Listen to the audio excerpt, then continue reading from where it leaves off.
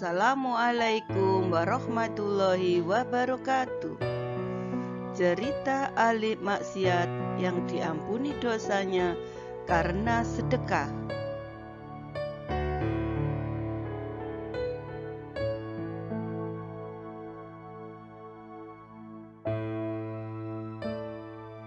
Diceritakan dari Abu Bakar As-Siddiq bahwasanya beliau berkata, suatu ketika aku berjalan menuju padang Sahara. Tiba-tiba aku melihat seorang pemuda yang muda usianya, kurus tubuhnya, tak terurus, rambutnya dan kotor wajahnya. Ia mengenakan pakaian kumal, sedang duduk di pemakaman sambil meletakkan pipinya di tanah. Di antara makam-makam itu, sebentar-sebentar ia memandang ke langit sambil menggerakkan kedua bibirnya, dan air mata mengalir dari kedua matanya.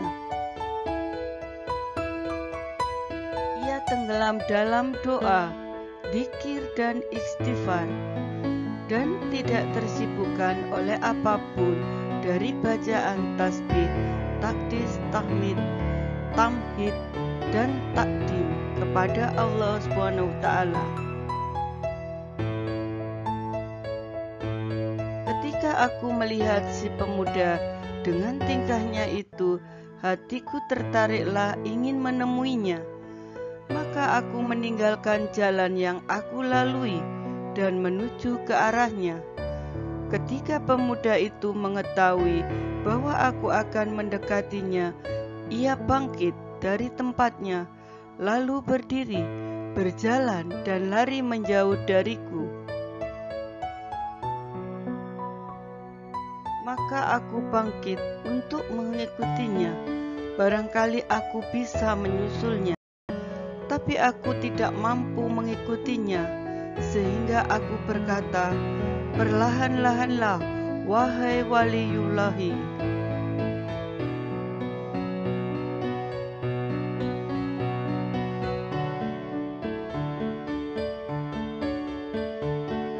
Allah, aku tidak mau, jawabnya. Demi hak Allah, sabarlah menantiku, teriakku kepadanya. Kemudian pemuda itu memberi isyarat dengan jarinya, yang artinya, aku tidak mau, dan berkata, Allah.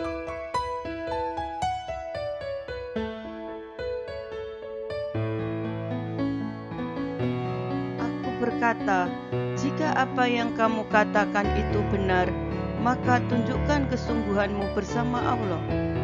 Lalu pemuda itu memanggil-manggil dengan suara yang keras, Allah, Allah, Allah, dan ia jatuh pingsan di atas tanah. Kemudian aku mendekatinya dan menggerak-gerakkannya. Ternyata ia telah meninggal seketika itu. Maka aku menjadi bingung akan hal itu dan kagum oleh tingkah dan kesungguhannya bersama Allah SWT. Allah menghususkan rahmatnya kepada orang yang Dia kehendaki, dan tiada daya dan upaya selain dengan pertolongan Allah yang Maha Tinggi dan Maha Agung, kataku.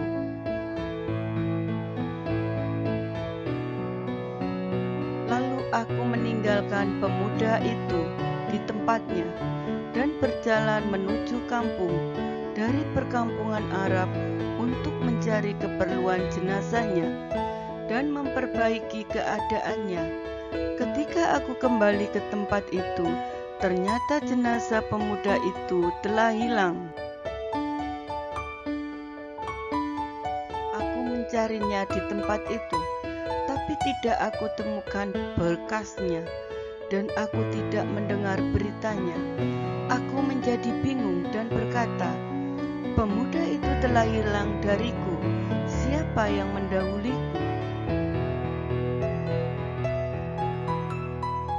Kemudian aku mendengar seseorang berkata, wahai Sibli, Sungguh urusan pemuda itu telah selesai.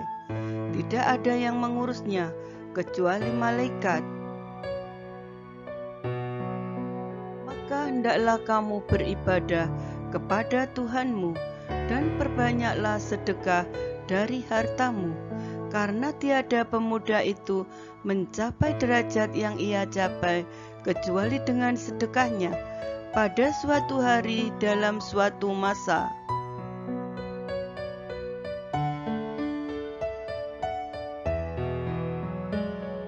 Lalu aku bertanya, "Demi Allah, beritakan padaku sedekah apakah itu?" Suara itu pun berkata kepadaku, "Wahai Sibri, pemuda itu mulanya adalah seorang ahli maksiat, pendosa, fasik, dan pezina." Lalu Allah menunjukkan kepadanya sebuah mimpi yang membuatnya ketakutan dan terguncang, yaitu bahwa sesungguhnya dalam tidur ia melihat kemaluannya berubah menjadi ular dan melingkar dengan menampakkan mulutnya. Kemudian ular itu menyemburkan api dari mulutnya dan membakar tubuhnya sampai menjadi arang yang hitam. Maka bangkitlah pemuda itu dari tidurnya dengan perasaan takut dan gelisah, dan ia pun keluar melarikan diri dan sibuk beribadah kepada Tuhannya.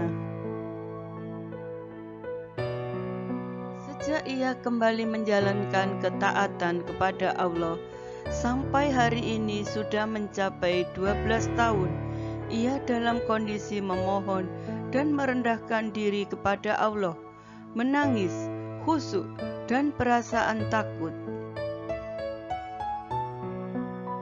Pada hari kemarin, datanglah kepada seorang pengemis yang meminta makanan untuk sehari. Lalu pemuda itu melepas bajunya dan memberikannya kepada si pengemis.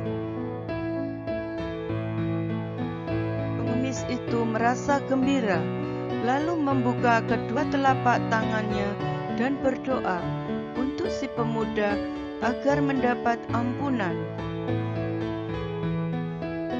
Allah mengabulkan doa si pengemis itu, sebab barokah sedekah yang telah membuat hati pengemis tersebut merasa gembira.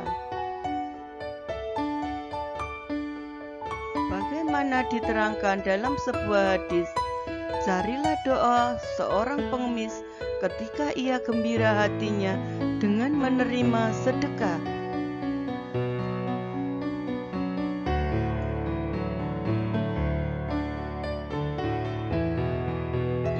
Adalah satu contoh bahwa sebesar apapun dosa dan maksiat, apabila pelakunya bersungguh-sungguh dalam bertaubat dan membersihkan dirinya,